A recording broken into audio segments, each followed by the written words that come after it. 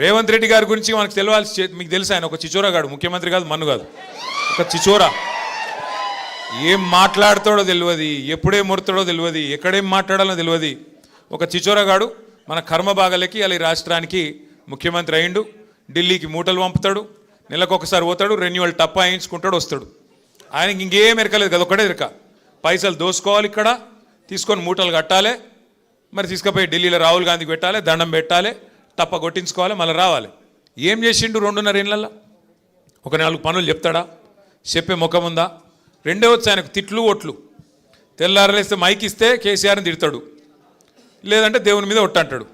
మొన్న సిగ్గు లేకుండా చెప్తుండు, భద్రాచలం రాముడి మీద ఆననట.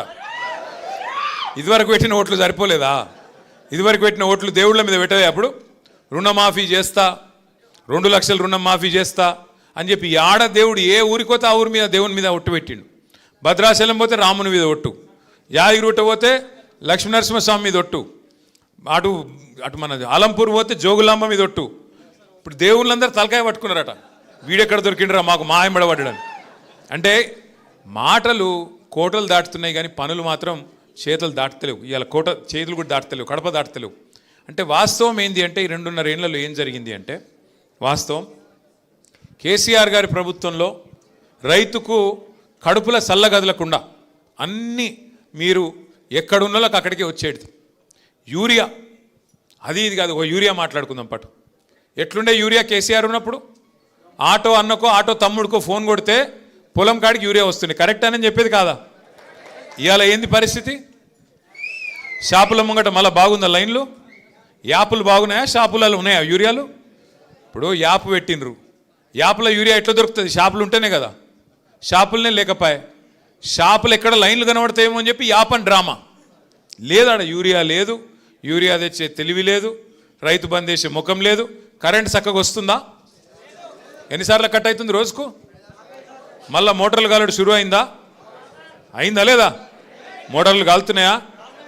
ఆఖరికి ధాన్యం అమ్ముకుందామంటే సంచులు దొరుకుతున్నాయా? సుతిలన్నీ ఇస్తుండ వాడు, కనీసం సంచులన్నీ ఢిల్లీకి పంపుతుండదు. మనకెరికే బిజీగా ఉన్నాడు, ఢిల్లీకి పంపుట్లా సంచులు దొరకాయిడ, సుతులు కూడా ఇస్తలేడు కనీసం. రైతు బంధు 4 సార్లు ఎగ్గొట్టిండు, యాదుకున్నదా లేదా? అది కూడా మర్చిపోయారా? మరి ఇవన్నీ మర్చిపోయి మళ్ళీ పోచారంని గెలిపిద్దామా? బాన్సోడలా కేసీఆర్ను మోసం చేసింది మర్చిపోదాం, రైతుకు వెన్నుపోటు పొడిచింది మర్చిపోదాం, రైతు బంధు 4 సార్లు ఎగ్గొట్టింది మర్చిపోదాం. ఇవన్నీ మర్చిపోయి రేవంత్ రెడ్డిని కాంగ్రెస్ను మళ్ళీ గెలిపించేంత చైతన్యం లేదా మనకు? బాన్స్వాడలా వాళ్ళు ఊహించుకుంటున్నారు. రేవంత్ రెడ్డి ఆయన పార్టీ వాళ్ళు ఏమని, ఆఖరి 6 నెలలకు మళ్ళీ ఏదో కళ్ళబొల్లి కబుర్లు చెప్పి ఏదో కథలు చెప్తే మళ్ళీ ఆగమవుతారు. అమాయకులు తెలంగాణ గ్రామీణ ప్రాంతాల్లో ఉండే రైతులు ఒకసారి మోసం చేసినాం, మళ్ళా మోసం చేస్తాం అని చెప్పి నమ్మకంగా ఉన్నాడు. ఇవాళ 2 లక్షల రుణమాఫీ చేస్తా అన్నాడు. కనీసం 30-40% అయిందా? అది అయిందా కాలేదా? వాస్తవంగా నేను అడిగిన ఆయన అసెంబ్లీలోనే, అయ్యా రేవంత్ రెడ్డి గారు అక్కడ ఇక్కడ కాదు, నీ సొంత ఊరు కొండారెడ్డిపల్లె, ఆడికంటే ఆడికోతాం, లేదా నీ నియోజకవర్గం కొడంగల్, ఒక్క ఊర్లో చూపెట్టు అన్నా, ఒక్క ఊర్లో చూపెట్టు 100% రుణమాఫీ అయినట్టు నేను రాజీనామా చేసి శాశ్వతంగా పోతా అని చెప్పిన. దమ్ము లేదు. నిజాయితీ గల్లోడైతే ఒప్పుకోవాలి, దమ్ము లేదు. ఎందుకు? ఆయనకి ఎరికే కాలేదని. కానీ మాటల పైకి ఏందేందో చెప్తాడు. ఎన్ని మాటలు చెప్పిండు? 100 రోజుల్లో 6 గ్యారంటీలు అన్నాడు. చేసిండా? 100 రోజుల్లో 6 గ్యారంటీలు. ప్రతి కుటుంబానికి 2.5 లక్షల రూపాయలు సంవత్సరానికి ఇస్తా అన్నాడు. ఏమేం చెప్పిండు కథలు? అత్తకు 4,000, కోడలకు 2,500. లగ్గం చేసుకుంటే కేసీఆర్ లక్షిస్తుండు, నేను తులం బంగారం ఇస్తా. ఆడపిల్లలు చదువుకుంటే స్కూటీలు ఇస్తా.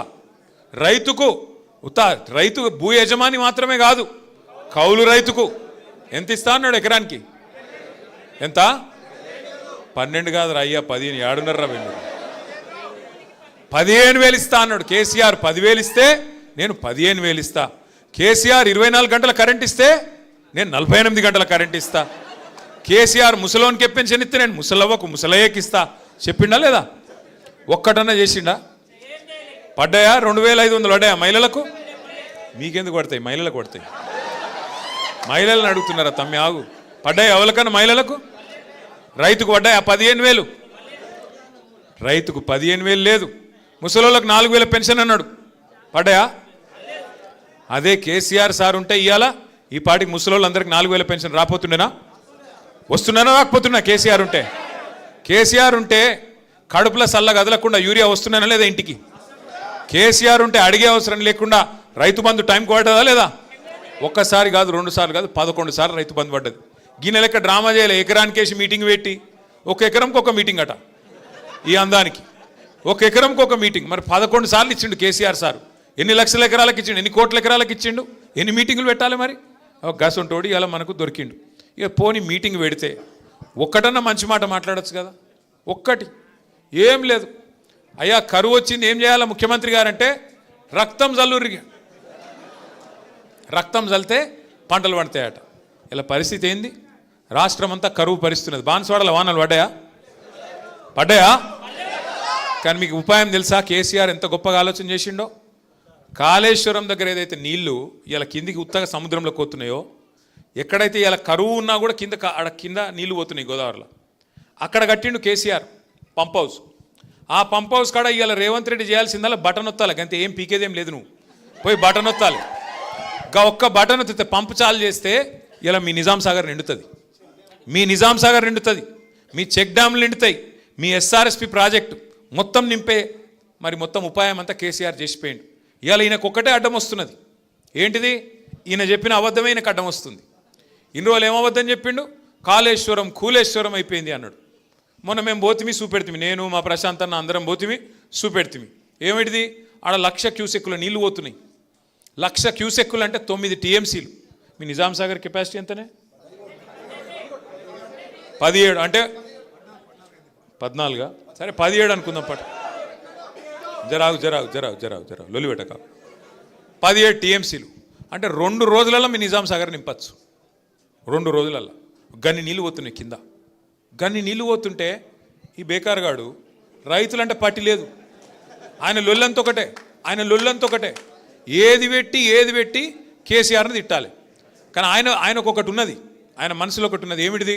ఇప్పుడు నీళ్ళు ఇచ్చిండు అనుకో, మళ్ళీ మీరేమడుగుతారు? యూరియా అడిగితే మరి యూరియా ఇచ్చిండు అనుకో, పంటలు పండితే మళ్ళీ మీరేమంటారు? పంటలు కొనాలంటారు, వడ్లు కొనాలంటారు. మరి వడ్లు కొనాలంటే సంచులు ఇవ్వాలి, మళ్ళీ సుతులు ఇవ్వాలి, మళ్ళీ మద్దతు ధర ఇవ్వాలి, మళ్ళీ మీదికెళ్ళి ఇంకోటి బోనస్ అని డైలాగులు కొట్టిండు కదా, బోనస్ ఇవ్వాలి. ఈ అమ్మాయి లొల్లంత ఎందుకు? నీళ్ళు ఇవ్వకపోతే సపరేట్గా మొత్తం బంద్ అవుతుంది అని చెప్పి నీళ్ళు బంద్ పెడతాను. అసలు కదా గది.